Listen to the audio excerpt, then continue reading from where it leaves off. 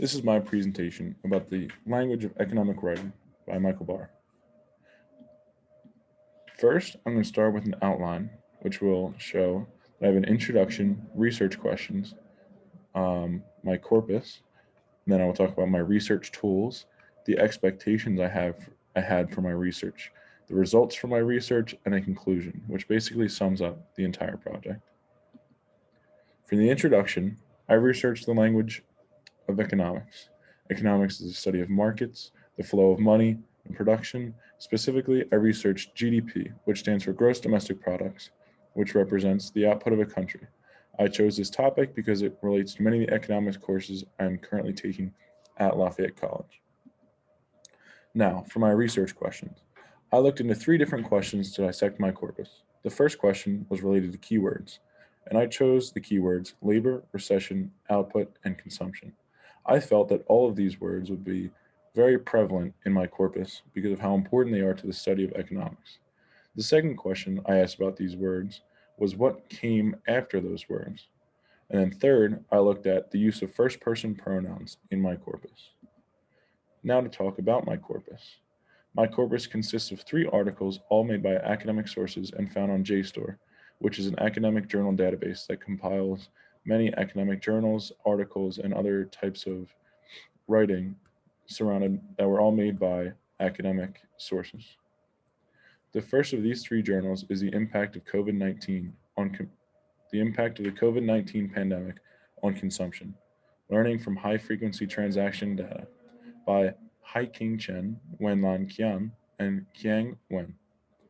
The second journal I chose to include in my corpus is Concentrating on the Fall of the Labor Share by David Autor, David Dorn, Lawrence F. Katz, Christina Patterson, and John Van Reenen.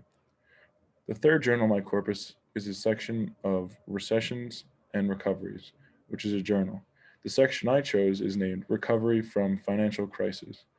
Evidence from 100 Episodes by Carmen M. Reinhart and Kenneth S. Rogoff. I chose these journals because they're all related to the topic of GDP and study of our economy. For the research tools, we use a software called AntConc, which helps us dissect pieces of writing further than we would be able to without it.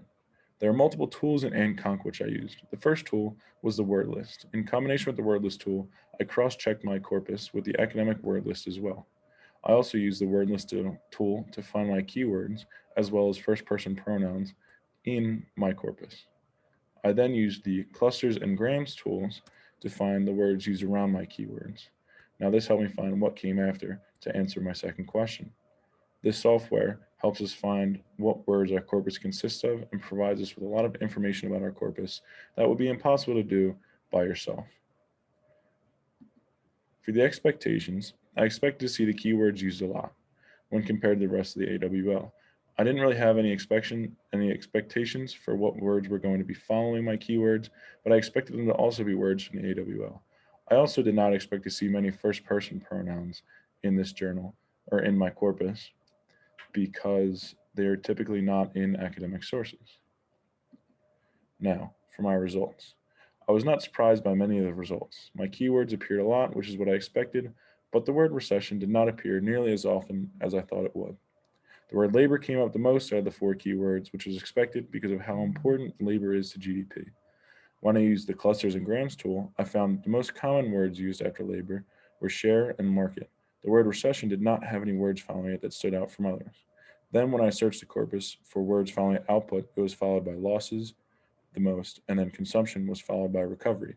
These all made sense because when you have a loss in output, you have to recover consumption.